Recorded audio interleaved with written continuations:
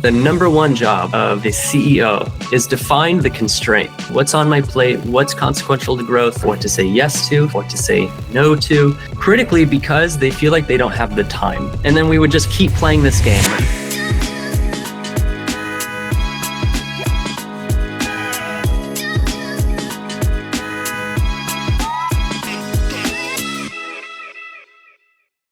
Okay, welcome everyone to another General Manager National Call.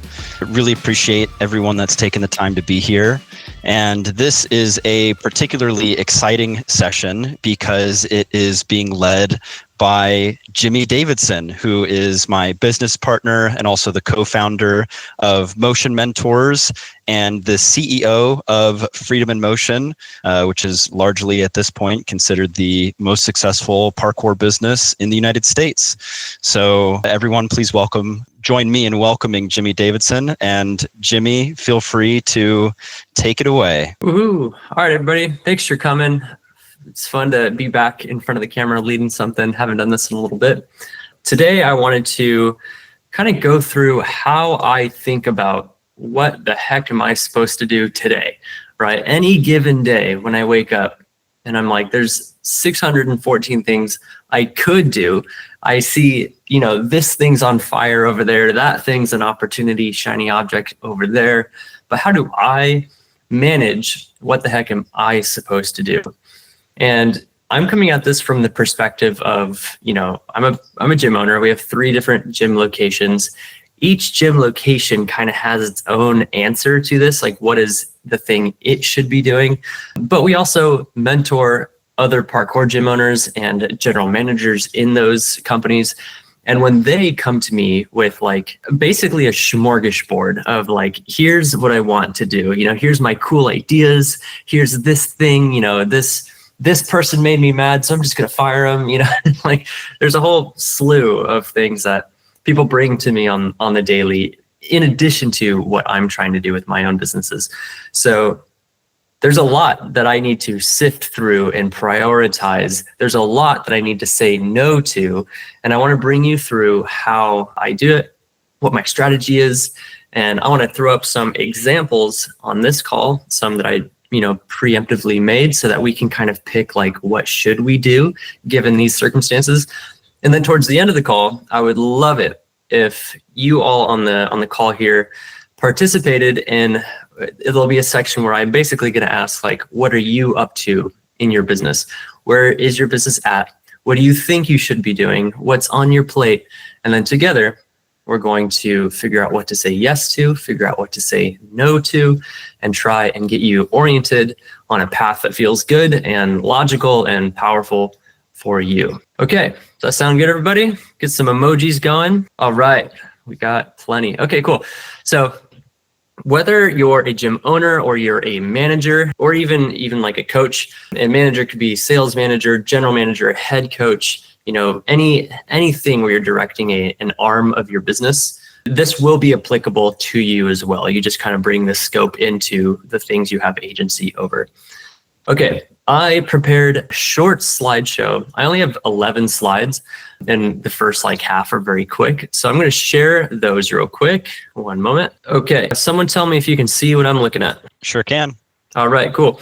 So we're thinking like a CEO. This is going to be a little mix of, if you attended Parkour IndyCon, the Parkour Industry Convention last year, there's going to be some of that, but I'm also bringing in some talks that I've done at other, conventions, kind of mushing it into one concept here.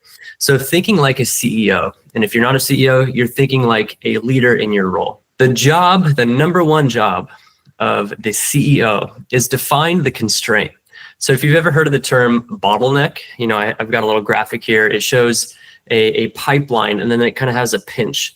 It doesn't matter how much I increase the pressure on the left side of this image and try to force more of those bubbles through the pipe. It doesn't matter if I make the ending of the pipe on the far right side wider, right, to let more out. I can mess with this system any way I want, and it'll have just marginal consequences. What I really need to do is figure out how to take that pinched section, that small section, the bottleneck, the constraint, of this system and figure out what the problem is. And I need to figure out how to make that wider, let more stuff go through it. And then that will just alleviate the whole system. And then I move on to the next part. Okay. And so how do you do that? You want to figure out what you should even be doing.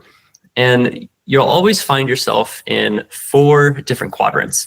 You could be working on the right problem, or you could be working on the wrong problem.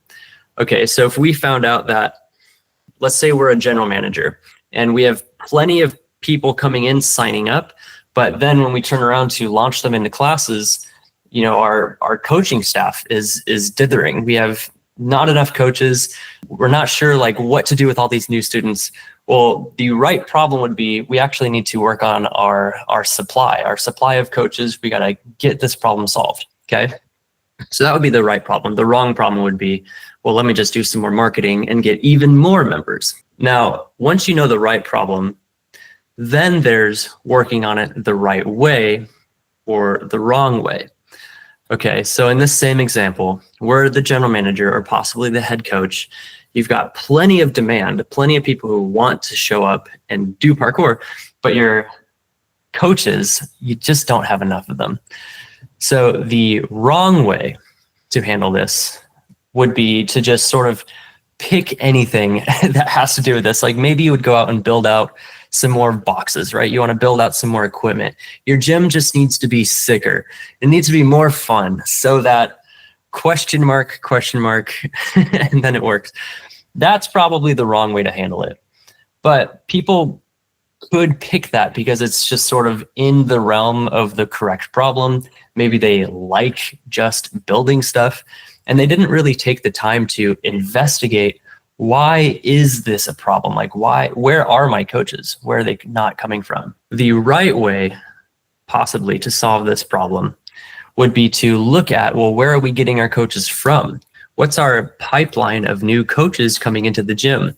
Do we have, a job ad up?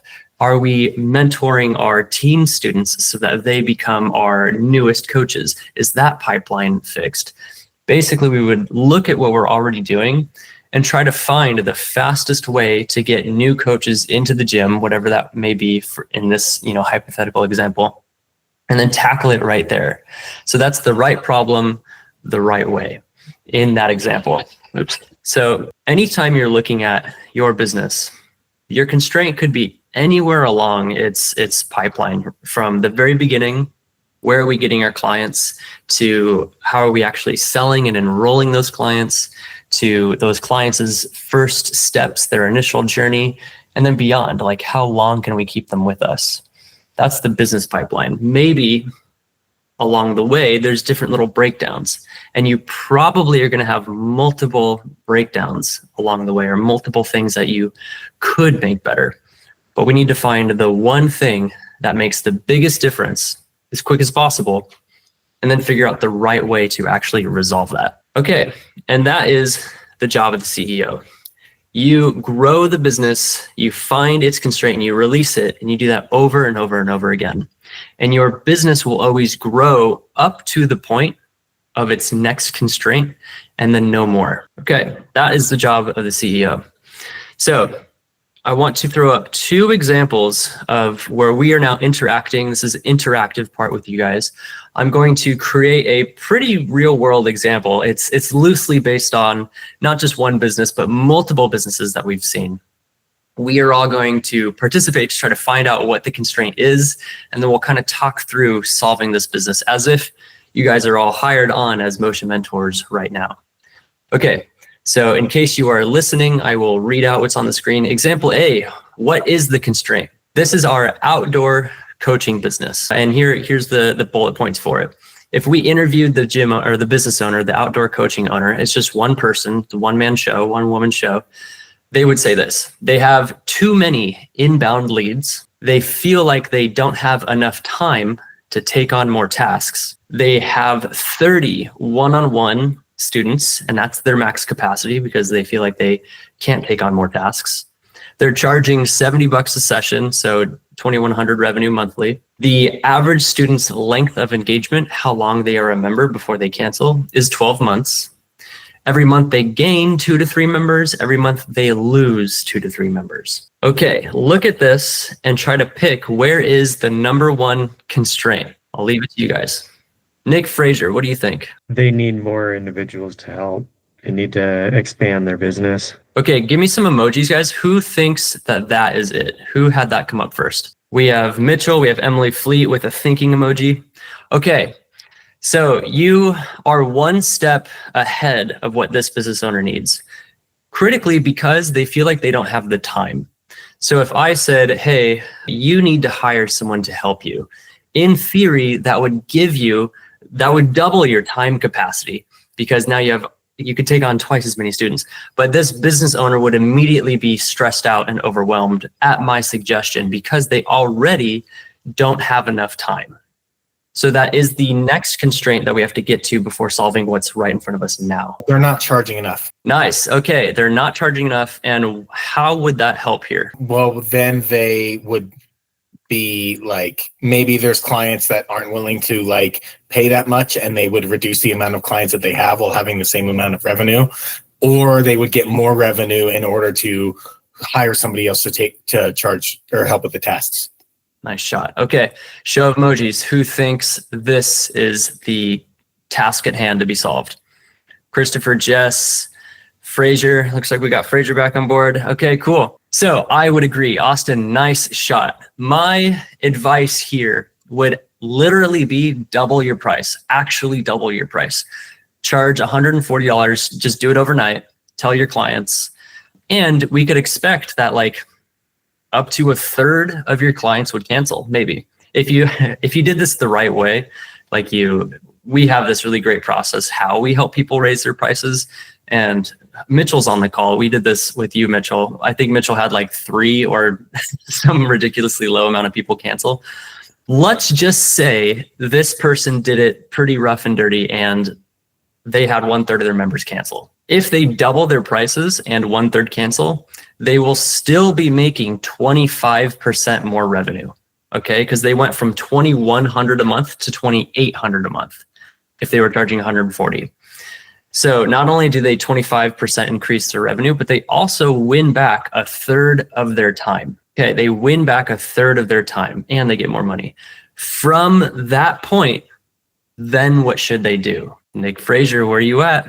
This is what you said. They add more staff. Yes, they totally could. So now they have the time to actually train someone. They have the extra revenue to not have to sweat about that payroll expense, possibly, because oftentimes that's one thing that holds people back from wanting to make a hire. So with their increased revenue, they have the payroll nailed down, and now they have the time to actually train this person. And I would assert that this person should probably be a coach. Okay. So this coach, we spent some time getting them up to speed. Now maybe we have doubled our ability to have members in the gym or members on our outdoor classes. So let's say 60 is the new capacity. Okay, 60 is the new capacity. Both the coach and the owner both feel like they're out of time. What should we do from here? We just rose our prices. Already did that. Show of hands. Going once, going twice. Okay, this is a tricky spot. Ooh, Scotty. What's up, Scotty? Hold on, I kind of missed the question. Was the next constraint after the hiring the coach? We're finding the next constraint. Right now, we have 2 coaches. We have each coach, including the owner, so there's 2 people, are maxed out. They each have 30 one-on-one clients, and now they both feel like they don't have enough time. But our revenue has really jumped up since when we first started. So now, what's the constraint? So we're still maxed out on the staffing end, but we still have plenty of leads and all that. Yeah, this client has the experience of having too many inbound leads. That's sick. So then you need to hire another coach, right? Yeah, but how would you do that? Because neither you nor the coach you already hired have time. So we're running back into that constraint. Right, raise prices again? You totally could. You totally could. So there's 2 things you can do here. Austin, do you have another thing you wanted to say? Yeah, like provide another service so that you can have like multiple clients in the same time frame. Multiple clients at the same time frame. So offering group sessions. Yeah. Yes. Between Scott and Austin's answers, that is the correct answer. we either just increase our prices again, which honestly, you totally could do if you have people banging down the doors, you have too many leads, you could do that. No wrong answer there. The other option is to launch a group session. So either have, up to 10 kids or plus, or you can do semi-private group sessions. So it's like up to 4 kids in your semi-private. In a semi-private, you don't need to, let me admit this guy, in a semi-private, you don't need to reduce your cost, because if you took all these kids and you put them into a large, like 15 plus group class, the parents might have the experience of, hey, this should now cost less money. But if you have a semi-private group class where it's like 4 kids, each of those 4 kids can still have their own one-on-one curriculum and experience. But if you guys have ever taught a one-on-one lesson before, there's plenty of time where you, the coach, are just sort of standing there watching them have the student time. You said the thing, you had your coach's time, now it's student time. There's plenty of that on a one-on-one.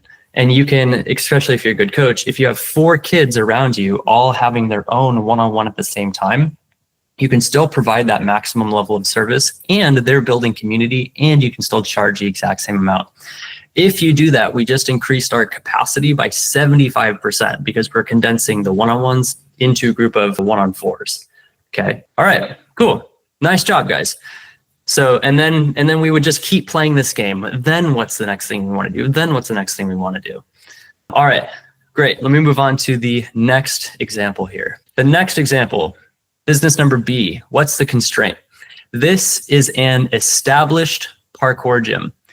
And this is roughly based on like real actual parkour gyms we're in communication with right now who have just been expressing that they have problems. So this is loosely, it's not based on any one gym, but it is for sure based on a trend that we have seen in parkour gyms. All right, here are the stats. The leads book themselves online, and only a fraction of the web traffic actually books. Okay, so I put 0.05% of all web traffic actually books. And that's the only way that you can book at this gym, is you have to self-enroll online. Okay, the next stat, 80% of in-person sales close. Great sales conversion rate in person. This gym is at 50% capacity. The average student's length of engagement, how long they remember before they quit, is 12 months. They gain 6 to 8 clients a month. They lose 6 to 8 clients a month. The gym owners, there's 2 gym owners. They take about a week or 2 even to book a meeting with each other and to take an action on anything. Okay, what's the constraint, y'all? Yeah, Chris, we've seen this before. Scott, what's up, Scott? So it sounds like the first constraint is communication and being able to make decisions happen fast. Yeah, but why is that the constraint? Who cares about that? Because nothing else can really happen or get done unless you're able to be on the same page and make decisions together. Yes, you are right. And I am constantly baffled at how gym owners don't see this problem for themselves. So let's pretend Scotty didn't just one-shot that answer. Let's ignore that. Let's pretend that's okay. Like, it's okay if I have no time. I'm going to school. My business partner, like, responds at 1 email every 4 weeks. Like, we both just had a baby, and we both are starting dog walking business services, and we're still going to try to run our gym. So if that was their mindset, what is their technical constraint? Looking at the business stats, what's the constraint of the business technically? Yeah, go for it, Austin. Oh, their online booking system seems to be pretty terrible. Pretty terrible. Yeah, a fraction of a percent of people are booking. That's totally right. Now, how would you investigate relieving that? Anyone on the call? If you knew that you had this terrible of a booking rate, what do you do? Mitchell. Hire a salesperson. You can hire a salesperson. So their in-person sales are already pretty good. So what else would the salesperson do that isn't in-person sales, Mitchell? Make outbound calls and make sure people are going to show up. Yes. Okay. So that is going to be the very next thing that's going to be the bottleneck. Right now, they're actually just not even getting leads. So there wouldn't be someone for the salesperson to call quite yet. Improve the website. Yeah, fix the website. Was that you, Guido? Yes. Cool. Yeah, they got to fix their website. So looking at that, if only a small fraction of their traffic is converting, it's probably a conversion rate optimization issue. Either their website logic, like psychologically, how are people supposed to get from curious to I've risen my hand and I've given you my info. Something on that journey is just totally broken and disconnected. And or by the time they get to the spot where they actually want to give you the info, that is just too complicated. Some of you guys might be doing this right now, or you may have been doing it in the past. You direct people to your like Mind Body or your Zen Planner gauntlet, where they have to like create an account, figure out what freaking class time they're supposed to sign up for, have the patience to enter in like 37 things. And most people churn out and they actually rage quit out of their screen, and then they try to call you, but they're calling you out of office hours. So then you actually don't even pick up. And then they say, no one's even at this business. And then they move on forever. Okay. So that would be like the very last minute they're bouncing, even though they got all the way to the web form where they want to give you their info, they just simply couldn't. So we'd have to fix something on that flow. If you hear yourself in this issue, Motion Mentor's most recent blog article explores exactly how Freedom in Motion has our website flow. Why are we doing it that way? And I even compare it to two other websites that one is absolute trash, and it's incredible that they are even a functional business. And then the other one is like kind of so-so. So you guys can go through that and see and hear the logic on why is our website doing well. Scotty's website is also doing very well, and he follows a similar flow. I just dropped a link into the chat for anybody that's interested in saving that for viewing that after the call.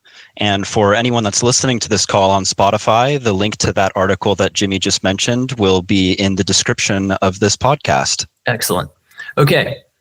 So let's say that is what to do. So that would be a website overhaul or something. And let's go all the way back to that these gym owners just can't even do that. The gym owners would need to book a meeting to even decide what to do. The gym owners are unclear on like who is even supposed to do this. They feel like they have to constantly get each other's approval, like some democratic process. And 3 or 4 months later, they decide what to do and have still not actually taken action. 3 or 4 months later. This is a real example, I'm sorry to say.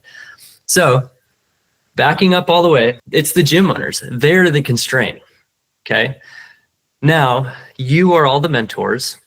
How do we instruct these gym owners to get out of their own way? Scott? I would say possibly negotiate and put someone in the role of whoever's making those decisions so they no longer have to fully communicate with each other. Whether that's like single owner or, someone's filling the CEO role and someone's filling another role, or set up some sort of consistent framework to meet with each other in order to make those decisions happen on a consistent basis. Nice. I love what you said. Okay. So the first one is we need to put on the proper hats. Someone is the decider. Someone has these specific accountabilities. We need to start sifting through who is doing what and who is responsible and accountable for what. If you don't have those clear definitions in your job, even if you're both owners, even if you're both 50% owners, which I don't recommend ever doing, even if that's the case, you still need to be like, Chris, you're going to be the chief operating officer. Everything that happens in the gym, make it good. Don't let it be on fire. I will be the chief marketing officer and the financial officer. I will get people to the gym. I will handle the legal stuff. I will do the marketing. Okay. So you guys see how a website tweak would be totally on me, and Chris would not need to mess with that. Okay. If in the gym, someone consistently kept kicking over our trash can and graffitiing the walls, I would totally not deal with that. Chris would have to figure out whose legs to break, okay?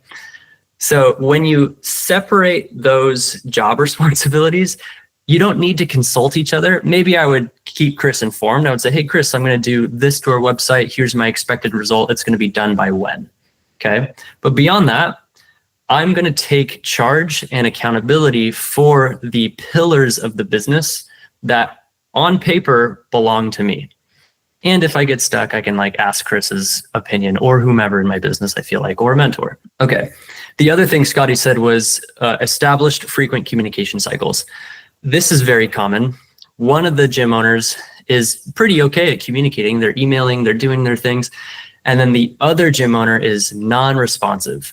Do not check their email. You have to find them in person, and you cannot try to talk to them when they're already busy. Okay. There's nothing wrong with that person. They might be like a savant in particular ways. They just suck at communicating in a way that works with the other gym owner. In that case, you would need to figure out what are our dedicated channels of speaking and listening to each other. We for sure communicate over email or a Google chat or whatever you decide. I expect that you check and reply to that within 42 or 72 hours or whatever, 48 hours or same day. That's up to you guys. But you have to figure that out, get commitment, and then hold each other to account on that. Okay, let's say we implement proper job roles and responsibilities. Things have been delegated. They now don't need to constantly have a democratic process just to make small tweaks in their business. That's out of the way. Then someone can actually fix the website.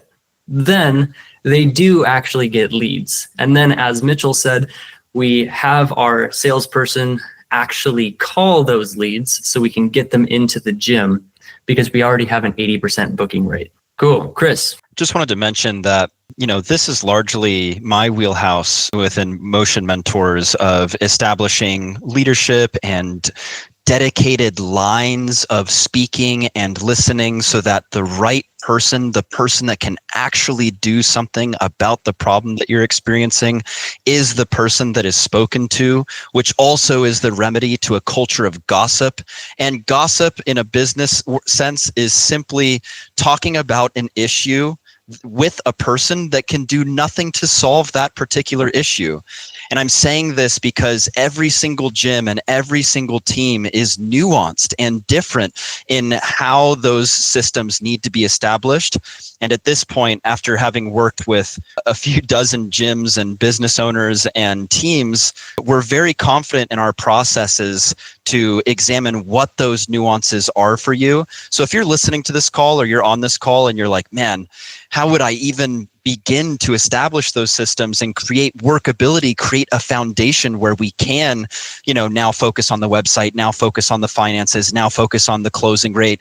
Jimmy and myself would be happy to hop on a call with you and just identify what those next steps are. So if you're in the boat of wanting that to happen, please reach out to us. That consulting call is completely free, and we'll identify those next steps with you. All right. Thank you, Chris. All right, gang. So here's where you are participating. I would like your examples. Again, this is being recorded, so if you are okay with your business metrics being, in the public space, then step up. Here's your chance for me and Chris to really dive into where you're stuck. Even if you don't feel stuck, maybe you're doing good, but you want to increase your velocity here. You want to get to the next level sooner. So let me know who you are, where you're from. You can be a GM, you can be a head coach, and you can tell me about like a specific problem in your sector of the business. And then the things on screen, right? How many leads you getting in? What's your sales velocity? That's how many sales you're making in a period. What's your average revenue per member? So possibly how much you're charging for a membership. What's your length of engagement? How long are people with you before they cancel? What's your churn percentage? What percentage of your membership churn every month or every period? What's your capacity? How many members could you have? And then you as the gym owner, do you feel like you have time? Do you feel like you are getting from idea to completion in your tasks, like quickly or not? Okay, with that, who is our first brave soul? Scott. I can give some metrics. Our leads in currently is around 100. What do we mean by sales velocity? Sales velocity is how many new membership sales you're making in a period, so like in a month. Okay, right now we're at about, I think, 14 a month. And then our average revenue per member is about 230. Our length of engagement is 30 months. Our churn rate is about 3%. Our max capacity would be about 300 members. We're at about 95 right now. And then as for my time and efficiency and all that stuff, doing pretty well. A lot of my time has been on onboarding some of our new team members and coaches as we're bringing on four more coaches. Okay, cool. So you're getting about 100 leads a month, 14 average monthly sales velocity. Your ARM, average revenue per member, is about 230. Your length of engagement is 30 months. Your churn is 3%. You're feeling, what was the rest? Capacity, you feel like capacity is 300. Did you say that? Yeah, about 300. Okay, and you have 95 people right now. And you feel like you have plenty of time. You're onboarding 4 coaches. All right. Did anyone hear the constraint? Give it just a quick second. I'll say the stats again. 100 leads, 14 sales velocity, $230 average revenue per member, 30-month length of engagement, 3% churn, have 95 members, capacity is 300. Scotty does have time. Austin, what do you think? It sounds like his lead to sales numbers are the constraint. If he Okay. has 100 leads and 14 sales a month. Yeah. Anyone else have any other thoughts on that? Scotty, what do you think your constraint is? Exactly that. More leads and getting my conversion from leads to trial bookings. That conversion higher. Which Cool. is what I'm working on. Yeah. Okay, great. So I think you both are right. Everything on the bottom of the funnel. So you have your average revenue per member is good. We want to see over 200. We want to see over 220, and you have 230. Your length of engagement is 30 months, and 24 months is like a gold green sticker. So you're at 30, which is pretty cracked. 3% churn is also pretty cracked. It's very hard to get 5%. So 3% is like industry leading. Well done. And I'm just saying that you could triple your gym membership numbers and you would have capacity for it. So if you're onboarding 4 new coaches right now, Scotty, tell me why you're onboarding 4 new coaches right now. Prepping with just fixing our website, we're getting more lead flow, higher quality leads, which means we're going to get more trials. And we're setting those up. So we have a lot of students coming on the way. So I'm prepping for that. Okay, cool. So you're solving it from the back first. So you don't like put a bunch of new members in there and then you have the coach's constraint. You're solving the next constraint first. Okay, cool. And I like that strategy, especially when it comes to the experience that the members are going to have. Oftentimes you want to kind of fix things from the experience moving up to the marketing, or else if you start with marketing, you pour a bunch of new people into a bad experience. Those people are just going to churn anyway. So I agree with your approach, Scotty. And Scotty and Austin, I agree that the constraint is at the front of the funnel. Do you know what your sales conversion percentage is, Scotty, from trial class to new member? And say from trial class to new member, Yeah. we pitch at about 90%. So they do trial people signing up. Perfect. Okay, cool. Which is also very good. So you just want to fill up your gym faster. You want to increase your sales velocity. Specifically, your sales velocity is the constraint here. And so you would either look at it by, I want to give my salesperson, who I already have, more leads if they have the time to handle that. So maybe your one salesperson is already at capacity. If yes, then add a second salesperson. If they're not at capacity, then give them more leads, give them more hours, and get them to capacity. And then add another salesperson. So here you would be, of the 100 leads you're getting a month, you want to make sure you're managing them as you're getting them passed off as quickly as you can. And then you don't want to max out your salesperson. You always want to have extra space there so that you can add more leads and add more marketing. And the net result there will be bigger sales velocity. Everything else down the line is good to go. And then you'll hit your next constraint, which will, rear its ugly head in due time. Cool. Thank you, Scotty. Anyone else want to throw up your member stats or your business stats? Even if you're a GM, even if you're a head coach, you can just tell us what you're dealing with and we'll listen for the constraint. Got some quiet people on the call. I'm looking at Seth Johnson. Where are you at? Looking at Logan Piner, Lily Eggleston. Where are you at? Cole Moffitt, Ann Hong.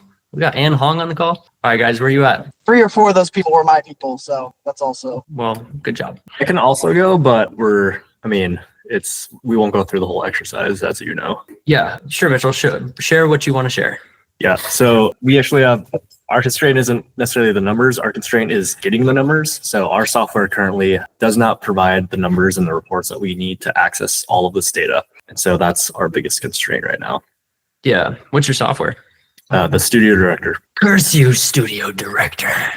I've heard that name before. Okay, great. So you just have data risk. You're the problem, Mitchell, because you're tolerating the software that is causing you the problem. So Mitchell, talk us through, how do you solve that for yourself? One, we are currently looking at switching to a new software. I think I may have found it, but we're just finalizing some final details. The other way we could do it is just spend like massive amounts of time, like manually trying to calculate these numbers. Yeah, just basic numbers that we should have, like number of drops, number of new enrollments. Our software just doesn't calculate it in a way that is useful because of the way it's set up. Gotcha. Okay. So by when do you think you'll have, it sounds like you already picked the new software. So by when do you start the transition? And then by when after that do you want to have it fixed and resolved? I would like to have it done by the end of the month, as I'm supposed to. This month. Cool. All right. Yeah, you better be ready for the OKR call we're going to have. Great. Okay. Thank you, Scotty and Mitchell. So how to take action. When you have all of your ideas, what the heck do you do with them? I like this little graph. It kind of helps me find where my big, brilliant, shiny ideas are. And it helps me often find that my very cool, big ideas are actually not very good or great or anything of that. So on this quadrant, top to bottom, I have at the top consequential to growth. At the bottom, I have inconsequential to growth. So at the top, doing the things that I think would significantly help grow my business would go towards the top. Doing things that probably won't. Like, I'm going to just build a vault box so that I can solve my coaching problem. Building a cool vault box probably goes down towards inconsequential to growth. Okay, and then on the horizontal axis, I have slow outcome. And then on the right side, I have fast outcome. How slow or how quickly can I go from idea to launch, to iterate, to launch, to improve? How quickly is that whole cycle? And so when you plot things, you should be able to see where things land. So if it is a high consequential to growth and a fast outcome, so that top right, that's your rocket ship. Those are the ideas that are like to the moon, right? So fixing that website in example B, fixing that website that only had like a 0.05% conversion probably is only going to take, if you're good at website design, like 2 or 3 hours. But then you immediately have a much larger like flow of leads forever. So fast outcome, extremely consequential to growth. Maybe something that's a little slower, but still consequential to growth is hiring and training and mentoring a new salesperson. So that would take a couple months, okay? And you can see on this icon, that dude is lifting a heavy lift. It's tough, but it really is like consequential to growth, and it's worth it when you have time. Now at the bottom, underneath on the inconsequential to growth, unfortunately, a lot of gym owners, especially the ones that don't show up on these calls and aren't in communication with a sounding board or a mentor or a group, when you're left to your own devices, when we people are left to our own devices, we like to do those just fast outcome ideas. And we often don't really consider, is this consequential to my growth? Oftentimes it just feels like a cool idea. I want to build this vault box because I do. I want to paint the gym because I do. I want to start some new parkour fitness thing in Virginia because I do. You want to make sure that what you're doing is fast and consequential, or slow and consequential. And then on the bottom left side, slow outcome and inconsequential to growth. This is when you're working on the wrong problem the wrong way. And oftentimes it's because you didn't understand where your constraint was. Okay. So this could be, Chris, you have a question? Just an example. Yeah, sure. Like a parent coming into your gym and saying like, spring floor is nice, but I think that you need turf. And also it would be really great if we had a fitness area just for parents to work out in while we were dropping our kids off at class. Now that business owner is replacing their spring floor with some surface that doesn't actually matter because they listened to the opinion of one parent, and also is spending tons of money on fitness equipment that maybe 1 or 2 people will use, and also that won't make any financial positive impact on the business and actually will end up being detrimental. You just wasted a lot of time and money because you thought this one really vocal parent was the person to listen to. Nick Frazier, what's up? On the exact same thing, I've learned from this and past positions that you want to listen to the 100 people that say something once, not the one person that says it 100 times. Same topic. Love that. Yeah, hearing those trends and listening for how can I fix this for the majority. Yeah, I think well, hold on. Chris, was that a real example? Yeah. Oh, no. For sure. For sure.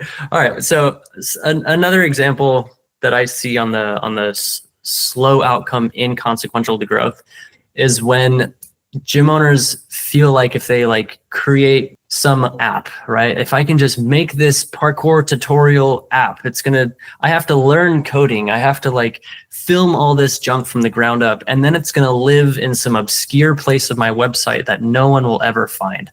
I'm aware of at least 5 different parkour companies that have like tried to do this, even though like when you look at their stats, it's clear that their constraint is like a specific targetable thing that actually would be fast and consequential, and yet they're stuck underneath this horizontal line.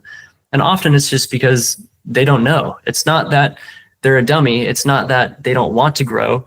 And frankly, before I really like dove into my own journey of how do I become a CEO worth running a business, I was stuck in the bottom quadrants all the time. So it's not a morality judgment. It's not like an intelligence judgment. It just simply is. We need some coaching sometimes, and that's okay. All right. So take Christopher, what's up? Oh, I just wanted to give a couple of examples for consequential to growth and fast outcome, which have already been dropped in this call from Jimmy, which is raising your prices. All of the constraint work that Jimmy just did is how you plot out on this graph. Raising your prices, fixing your website, addressing the core leadership issues within your team, systems, documentation, things like that. However, those exact same examples that I just listed could also be somewhere else in the quadrant if it's not your current constraint. So you don't want to take those same things that we just listed and just immediately work on them. They're only relevant to you if you've actually done the work to plot out if that's your constraint within the business. Thanks, Jimmy. Yeah, thanks, Christopher. Okay, so remember this, take a screenshot, do what you got to do. This is a nice tool to have when you, business owners or head coaches or GMs, are just feeling like you have ideas, a shotgun smattering of ideas. This can help you kind of move them around and organize your thoughts. And then things that are below the horizontal line, you can just kill, just get rid of them. Things that are above the horizontal line, now you can prioritize. The faster, high outcome things, do those first and work your way backwards. It might even show you things that you can delegate, right? Like this one would be high consequential, and it's so easy for me to explain to someone else to do it, so I can delegate it, okay? All right, so this just tells you where to put your time. In high consequential, fast outcome, do these items first. In high consequential, slow outcome, do these items second. In fast outcome, inconsequential to your growth, you would either delete, completely forget about them, or you delegate them. Okay, so maybe some of these tasks might be an appropriate opportunity for a team member who wants to practice their leadership skills or gain a little bit more experience in some area. Oops, sorry about that. You can delegate those things to people. And then if it's slow outcome, inconsequential to growth, just get rid of it. Totally delete it. If you delegate something like that, not only does it not matter, but it's probably going to be too much of a heavy lift and too annoying for someone to take on anyway, leaving them feeling burnt out and sad. Cool. All right. That was my talk. Hope you guys appreciated it. That is how I coach myself through like kind of every day, actually. Like, what am I going to do today? What's on my plate? What's consequential to growth? What am I going to say no to, yes to, delegate, delete? Where am I slow? Where am I, Jimmy Davidson, getting in the way of my own businesses? And trust me, I often do get in my own way. And that's okay. We all do. That's just part of this revolving flywheel that is running a business. Okay, if any of you guys have any last questions, I am here for it. We got some applauses. We got Anne saying, appreciate these calls. Thank you, Jimmy, for your time. Feeling motivated. Thank you, Anne. We got some emojis. Thank you, Logan, for that shiny heart. All right, guys, I'll take that as my cue. Thank you so much for joining me, and we will see you all in the future.